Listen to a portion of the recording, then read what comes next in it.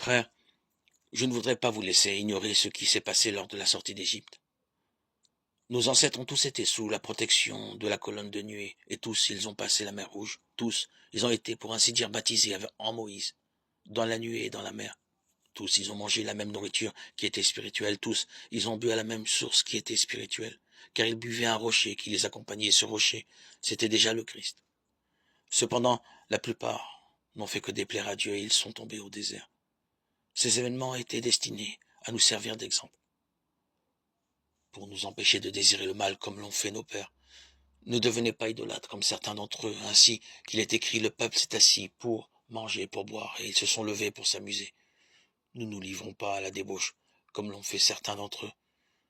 Il en est tombé 23 000 en un seul jour. Ne mettons pas le Christ à l'épreuve, comme l'ont fait certains d'entre eux. Ils ont péri, mordus par les serpents. Cessez de récriminer contre Dieu, comme l'ont fait certains d'entre eux. Ils ont été exterminés. Leur histoire devait servir d'exemple, et l'Écriture l'a racontée pour nous avertir, nous qui voyons arriver la fin des temps. Ainsi donc, celui qui se croit solide, qu'il fasse attention à ne pas tomber. Quand vous avez été mis à l'épreuve, ce ne fut jamais au-delà des forces humaines. Et Dieu est fidèle. Il ne permettra pas que vous soyez éprouvés au-delà de ce qui est possible pour vous. Mais avec l'épreuve, il vous donnera le moyen d'en sortir et la possibilité de la supporter. 1 Corinthiens 10, 1, 13.